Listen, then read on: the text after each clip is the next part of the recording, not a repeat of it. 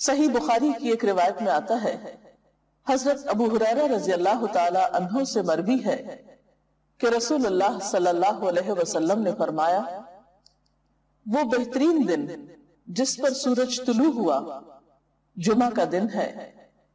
اسی دن حضرت آدم علیہ السلام تخلیق کیے گئے، اسی دن جنت میں داخل کیے گئے اور اسی دن وہاں سے نکالے گئے، اور قیامت واقع نہیں ہوگی مگر جمعہ کے دن۔ تو اس سے پتہ چلتا ہے کہ جمعہ کا دن اسلامی تاریخ میں اہمیت کا حامل ہے۔ اس دن میں سب سے اہم کام جو ہمیں کرنا ہے وہ نماز جمعہ کا اہتمام ہے۔ نماز جمعہ مردوں کے لیے ایک فرض عبادت کی حیثیت رکھتی ہے۔ حضرت جابر رضی اللہ تعالی عنہ سے روایت ہے کہ رسول اللہ صلی اللہ علیہ وسلم نے فرمایا، جو شخص اللہ اور یوم آخرت پر ایمان رکھتا ہو اس پر جمعے کے دن جمعہ پڑھنا فرض ہے، سوائے مریض کے، مسافر کے، عورت، بچے یا غلام کے۔ جو شخص کھیلنے یا تجارت میں بے پرواہ ہو اللہ بھی اس سے بے پرواہ ہو جاتا ہے، اور اللہ تعالیٰ بے نیاز تعریف والا ہے۔ تو اس سے پتہ چلتا ہے کہ جمعہ اپنی نماز جمعہ کے اعتبار سے بہت اہمیت کا حامل ہے، اور سوائے شرعی عذر کے جمعہ کو چھوڑ دینا انسان کے لیے محرومی کا سبب ہے ایک بہت بڑی خیر سے۔ عام طور پر انسان تجارت اور کھیل کود میں مشغول ہو کر نماز جمعہ سے بے پرواہی برتتا ہے، لیکن ایسا کرنا خود انسان کے اپنے ہی لیے نقصان دہ ہے۔ جمعہ کے دن ایک خاص گھڑی ہوتی ہے جس میں انسان کی دعائیں قبول ہوتی ہیں۔ حضرت ابو ہریرہ رضی اللہ تعالی عنہ سے روایت ہے، رسول اللہ صلی اللہ علیہ وسلم نے جمعہ کے دن کا ذکر کیا تو ارشاد فرمایا، اس میں ایک ایسی گھڑی ہے کہ جس مسلمان بندے کو وہ میسر آ جائے اور وہ کھڑا ہوا نماز پڑھ رہا ہو تو وہ اللہ سے جس چیز کا سوال کرتا ہے اللہ تعالیٰ اسے ضرور عطا فرما دیتا ہے۔ اور آپ نے اپنے ہاتھ سے اس گھڑی کے مختصر ہونے کا ارشاد فرمایا کہ وہ بہت لمبا یا طویل وقفہ نہیں ہوتا، طویل وقت نہیں ہوتا، بلکہ وہ ایک مختصر سی گھڑی ہوتی ہے۔ مسلم کی ایک حدیث کے مطابق وہ گھڑی امام کے منبر پر بیٹھنے سے نماز جمعہ کے ختم ہونے تک ہے، اور ترمذی کی حدیث کے مطابق یہ گھڑی عصر سے لے کر سورج غروب ہونے تک تلاش کی جائے۔ اس سے پتہ چلتا ہے کہ یہ دو اوقات خاص طور پر جمعہ کے دن اہم ہیں جن میں اللہ تعالیٰ کا ذکر اور عبادت کی جانی چاہیے۔ نماز جمعہ کے علاوہ کچھ اور کام بھی جمعہ کے دن خاص اہتمام کے ساتھ کیے جانے چاہیے۔ ان میں سب سے پہلی چیز طہارت و پاکیزگی کا اہتمام اور اس کے لیے غسل کرنا۔ حضرت ابو سعید خدری سے روایت ہے کہ رسول اللہ صلی اللہ علیہ وسلم نے فرمایا، جمعہ کا غسل ہر بالغ شخص پر واجب ہے، یعنی اس سے اس کی اہمیت کا اندازہ ہوتا ہے۔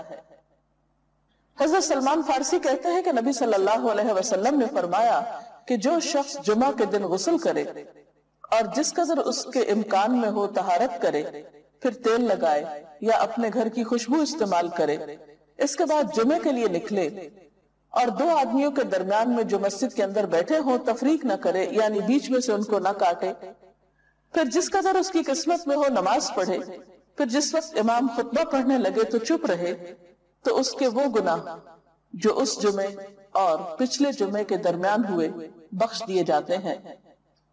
حضرت اوس بن اوس سے روایت ہے کہ رسول اللہ صلی اللہ علیہ وسلم نے فرمایا، تمہارے دنوں میں سب سے فضیلت والا دن جمعے کا دن ہے، پس تم اس دن مجھ پر کثرت سے درود بھیجا کرو، اس لیے کہ تمہارا درود مجھ پر پیش کیا جاتا ہے۔ اس کے علاوہ سورۃ الکہف پڑھنا۔ آپ صلی اللہ علیہ وسلم نے فرمایا، جو شخص سورۃ الکہف کی تلاوت جمعے کے دن کرے گا تو آئندہ جمعے تک اس کے لیے ایک خاص نور کی روشنی رہے گی۔ سورۃ الکہف 15ویں پارے میں ہے۔ اجر و ثواب کے اعتبار سے بہت بہترین سورت ہے۔ اس کی ابتدائی 10 آیات کے پڑھنے والے کے لیے فتنہ دجال سے محفوظ رہنے کی خوشخبری بھی ہے۔ ان آیات کو یاد بھی کر لینا چاہیے۔ نماز جمعہ ایک فرض نماز ہے۔ قرآن پاک میں اللہ تعالیٰ فرماتے ہیں یا ایھا الذین آمنوا اذا نودی للصلاۃ من یوم الجمعۃ فسعوا الی ذکر اللہ وذروا البیع ذالکم خیر لکم ان کنتم تعلمون۔ اے لوگوں جو ایمان لائے ہو، جمعہ کے دن نماز کی آذان دی جائے تو تم اللہ کے ذکر کی طرف دوڑو اور خرید و فروخت چھوڑ دو، یہ تمہارے حق میں بہت ہی بہتر ہے اگر تم جانتے ہو۔ یعنی باقی تمام کام کاج چھوڑ کر عبادت کی غرض سے نماز جمعہ کے لیے مسجد میں حاضر ہونا چاہیے۔ آپ صلی اللہ علیہ وسلم نے نماز جمعہ کی فضیلت بیان کرتے ہوئے فرمایا، جس نے وضو کیا اور اچھے طریقے سے وضو کیا، کیونکہ بعض اوقات ہم تیزی میں وضو کرتے ہیں، کونیاں خشک چھوڑ دیتے ہیں یا پاؤں کی ایڑیاں خشک رہ جاتی ہیں، یا اسی طرح چہرے کو پوری طرح نہیں دھوتے یا صاف نہیں کرتے، تو اس سے وضو صحیح طور پر مکمل نہیں ہوتا۔ تو آپ صلی اللہ علیہ وسلم نے اچھی طرح وضو کرنے کا حکم دیا، فرمایا کہ پھر وہ شخص جمعہ پڑھنے کے لیے آئے اور کان لگا کر خطبہ سنے اور خاموش رہے تو اس کے اس جمعے سے دوسرے جمعے کی درمیانی مدت اور مزید 3 دن کے گناہ معاف کر دیے جاتے ہیں۔ اس میں آپ دیکھ رہے ہیں کہ خاص طور پر خطبے کے وقت خاموشی کا ذکر ہے، کیونکہ اس وقت توجہ کے ساتھ بات سننا نہایت ضروری ہے۔ ایک اور حدیث میں یہ بھی آتا ہے کہ اگر کوئی شخص کسی دوسرے کو خطبے کے دوران یہ کہتا ہے کہ تم چپ ہو جاؤ، یعنی چپ کرانے کے لیے بھی بولتا ہے، تو اسے بھی ایک لغو بات شمار کیا گیا اور ناپسندیدہ قرار دیا گیا۔ نماز جمعہ نہ پڑھنے والوں کے لیے آپ نے وعید بھی سنائی۔ حضرت ابو ہریرہ اور حضرت ابن عمر سے روایت ہے، انہوں نے رسول اللہ صلی اللہ علیہ وسلم کو اپنے منبر کے تختوں پہ یہ فرماتے ہوئے سنا کہ لوگ جمعے چھوڑنے سے باز آ جائیں، ورنہ اللہ تعالیٰ ضرور ان کے دلوں پہ مہر لگا دے گا، پھر وہ یقیناً غافل لوگوں میں سے ہو جائیں گے۔ اور غافل دل تو پھر ایک بیمار دل ہوتا ہے، انسان کے اپنے ہی لیے تکلیف دہ ہوتا ہے۔